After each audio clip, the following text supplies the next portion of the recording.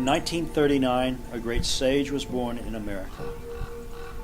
Even during his infancy, Adida was perfectly aware of everything around him. Through to his passing in 2008, his relationship with all of life was always both completely ordinary and extraordinary. Among the many gifts of instruction and blessing given by Adida are his unique teachings about the natural world, the animals and insects, the fish and birds, the weather, the trees, the earth itself.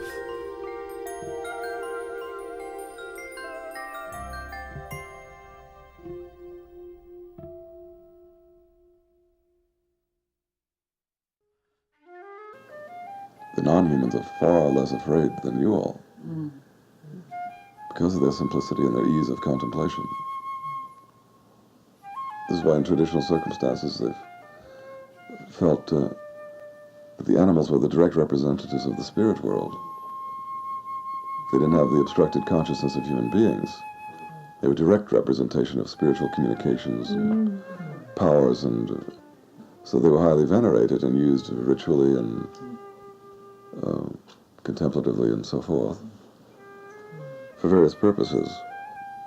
They are actually in states of contemplation then.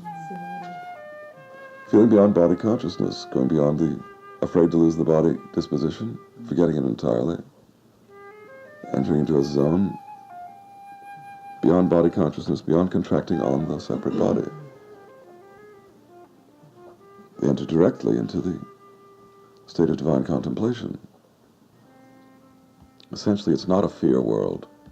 The human world is the fear world.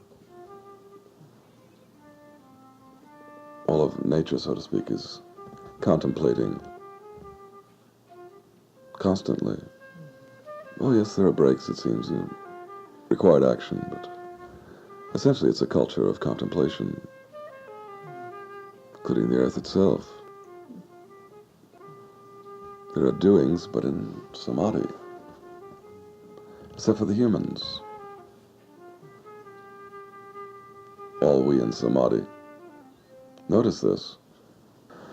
Well, right now in the outback in Australia, Aborigines, so-called Aborigines, are sitting around fires or just sitting out on the ground somewhere. And among things they look to observe are the non-humans and their movements about. But the whole non-human process, the weather, the sky, the stars, everything, observed in a rather contemplative disposition, openness altogether.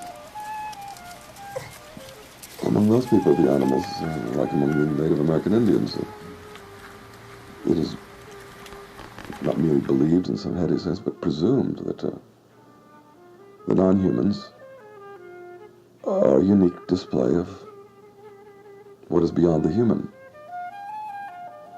and are not lesser at all. They are a unique sign, something to notice very profoundly, and to learn from, and so on.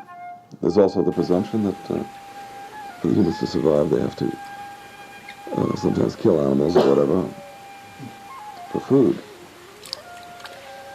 But even that is done in a sacred disposition, not maliciously, but with respect, acknowledgement of necessity, with regret and asking for apology, expressing goodwill, and blessing. Something of that is in it all. You have to allow yourself to become sensitive to everything, and realize that everyone is a one, not just the humans. In their presumption, they are, certainly, as alive and conscious as you, just as self-aware in every fundamental sense.